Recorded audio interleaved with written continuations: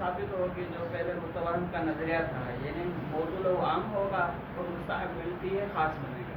ہاں جی، لحاظ کی وجہ سے یعنی تشخص ذہنی حاصل ہو جائے گا. تو یہ جو ہے اس متوہم کا نظریہ ہے. صاحب کفایہ کہتے ہیں وہ کما ترا، یعنی یہ بات جو ہے نا ٹھیک نہیں ہے. ٹھیک ہے نا، یہ جو تشخص ذہنی والی بھی ٹھیک نہیں ہے، تشخص خارجی والی بھی ٹھیک نہیں ہے. وہ جزئی اضافی کہہ سکتے ہیں لیکن جزئی خارجی نہیں کہہ سکتے. اور اس میں بھی ایک لحاظ کے بعد دوسرا لحاظ، تو اس طرح تو پھر جو ہے نا یہ جو معنی جزئی کا ایک ہی لحاظ ہے، دو لحاظ نہیں ہے. ہاں وہی ایک ہی لحاظ ہے نا، عام ہے. جیسے کہا نا کہ ادھر پہلے اپنے نظریے میں کہا کہ موضوع لہو والمستعمل فی ہے کل حالہما کل اسما جو ہے. ہاں جی، ایک ہی جو لحاظ لحاظ ہے. یہاں دوسرا لحاظ نہیں. دوسرا کریں گے تو وہ جزئی ہو جائے وہ گی. پھر مقابل میں جو قول ہے اس کا نظریہ. ہاں وہ اس کا نظریہ، اس کما ترا کا یہی معنی ہے کہ یہ آپ دیکھ رہے ہیں کہ یہ ٹھیک نہیں ہے. مانو یلزم ان لا یستقل الخارجیات. اشکال آپ یہ کر رہے ہیں اس نظریے پہ کہ اگر ہم تشخص ذہنی مان لیں تو یہ اشکالات ہیں. پہلا اشکال یہ ہوا کہ دوسرا نظریہ ثابت ہو جائے گا.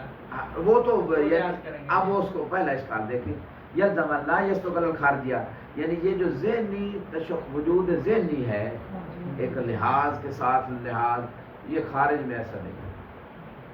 ٹھیک ہے، لامتناع صدق الکلی العقلی علیہ، کیونکہ ذہن میں جو ہے وہ کلی ایک مفہوم عقلی ہے، اور کلی عقلی خارج میں کسی چیز پہ صادق نہیں ہوتی، وہ عقل میں ہی رہتی ہے. ایسو لا موتن للکلی العقل الا الذہن. بہذا لحاظ یہ اشکال ہے. کون سا اشکال یہ ہے بہذا لحاظ، اگر آپ دو لحاظ کریں گے تو وہ مقابلے والا قول ثابت ہوگا. لہٰذا یہاں ایک ہی ہے، ایک ہی لحاظ ہے. یہ مصنف کہنا چاہتے ہیں. یہ پہلا اشکال یہ ہے. وہی کہہ رہے ہیں نا، وہ صاحب کفایہ حرفی معنی اس میں معنی ایک ہی معنی مان رہے ہیں. اس میں اگر لحاظ قید لائیں گے تو وہ معنی جو حرفی ہو گا اس کی ایک قید آ جائے گی ساتھ میں، مؤلف مرکب ہو جائے گا، دو لحاظ ہو جائیں گے. لہذا وہ تو جزئی ذہنی تو بن جائے گا، لیکن وہ کہہ رہے ہیں واقع میں ایسا نہیں، حقیقت میں ایسا نہیں. وہ ایک ذہنی تشخص آ جائے گا، خارج میں اس کی تطبیق نہیں ہو سکتی. یہ پہلا اشکال اس پہ کر رہے ہیں. اچھا غور کیجئے گا. پہلے لامتناع صدق الکلی العقلی علیہ حیث لا موطن للکلی العقلی الا الذہن فامتنع امتصال مثل سر من البصرہ. تو سر من البصرہ بصرہ یہ جو ہے یہ اس لیے نہیں ہو سکتا کہ یہ فقط من البصرہ ذہن میں ایک تصور ہے، اس کی خارج میں تمثیل نہیں ہو سکتی. اگر دوسرا لحاظ اس کے ساتھ لائیں کہ اس معنی کا جو ہے نا حرفی کا جو معنی ہے وہ ساتھ مثلا غیر میں موجود ہے، وہ لحاظ بھی اس معنی میں داخل ہے. الا بالتجرید والالغاء. ہاں اس قید کو، اس لحاظ کو اگر ہٹا دیں، مجرد کر دیں معنی حرفی کو اس سے اور ملغا کر دیں تو پھر تو وہ الغاء خصوصیت جب ہو جائے گی پھر استعمال ہو سکتا ہے، لیکن پھر وہ معنی مجازی ہو جائے گا، حقیقی نہیں ہوگا. وضع کسی اور کے لیے ہوا، استعمال کسی اور کے لیے. معنی لیس لحاظ المعنی حال لغیر ہی فی الحروف. وہ کہتے ہیں معنی کا لحاظ یہ حالت ہے لغیر ہی فی الحروف، حروف کے اندر، الا کا لحاظ ہی فی نفسی فی الاسماء. وہ کہتے ہیں جیسے اسماء کے معنی ہوتے ہیں وہ اسماء کے فی نفس ہی معنی دیتا ہے، اسی طرح جو معنی حرفی ہے اس کا معنی بھی جو ہے نا مستقل ہے، اس کا معنی بھی اسم کی طرح ہے. اور اس کو ہم لیس لحاظ المعنی حال لغیر فی الحروف، یعنی حرف کا معنی کے اندر جو ہم لحاظ کریں گے وہ کسی اور دوسرے بصر نجف صرف تو من نجف یا بصر جو بھی اس نے غیر کے ساتھ مربوط نہیں ہے، یعنی موضوعہ میں بھی مستعمل فی میں بھی مربوط نہیں ہے. یہ معنی حرف جو ہے فقط ہین الوضع اس کا لحاظ کیا گیا کہ یہ غیر کے ساتھ ملے گا، اس کے بعد غیر والی حالت جو ہے اس کا کوئی تعلق نہیں، یہ کہنا چاہتے ہیں. لیکن یہ بات تعریف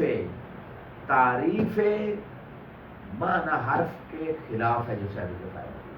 ما دل علی معنی فی غیر، یعنی جب دلالت تب ہوتی ہے جب موضوع لہو معنی جو ہوتا ہے نا، موضوع لہو معنی اس پہ لفظ حرف دلالت کرے گا موضوع لہو پہ. اس کا مطلب ہے تو حرف فی غیر میں اپنے معنی کی دلالت کرتا ہے، یعنی غیر کی وہ جو حالت غیر کے ساتھ مل کے اپنا معنی دیتا ہے، یہ حالت جو ہے یہ تو اس کے معنی موضوع لہو میں داخل ہے.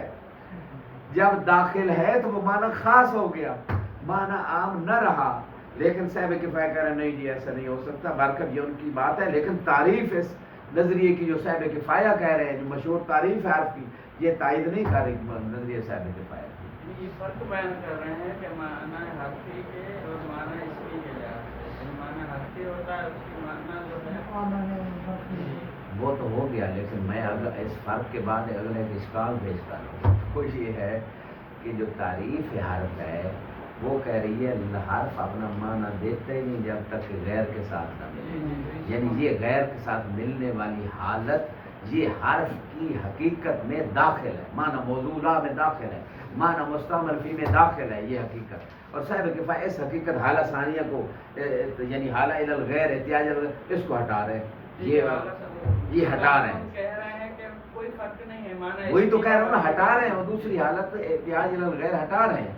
تو یہ حالانکہ تعریف حرف اس کو کہہ رہی کہ یہ ضرورت ہے دوسری حالت کی، یہ ہٹ نہیں سکتی۔ علی کل حال معنی لیس لحاظ المعنی حال لغیر فی الحروف الا کلحاظ فی نفسہ فی الاسماء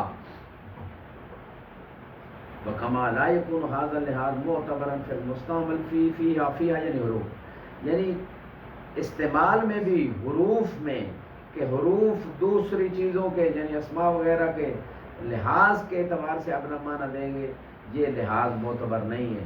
کذالک ذاک اللحاظ فی الحروف کما لا یخفا، یعنی حروف جس طرح اس میں یعنی ان اسماء میں فیہ کی ضمیر پہلی ضمیر جو فیہ اسماء کی طرف جا رہی، جس طرح اسماء میں اسم جو ہے اپنا معنی دینے کے لیے غیر کا محتاج نہیں ہے، کوئی لحاظ نہیں ہے، اسی طرح حروف بھی اپنا معنی دینے کے لیے غیر کے محتاج نہیں ہے۔ اور یہ جو بات صاحب کفایہ نے کی ہے یہ تعریف کے بالکل خلاف ہے۔ کل باقی مزید مطالب جو رہیں گے اس کو دیکھیں گے۔ والحمد للہ رب العالمین، والسلام علیکم ورحمۃ اللہ وبرکاتہ۔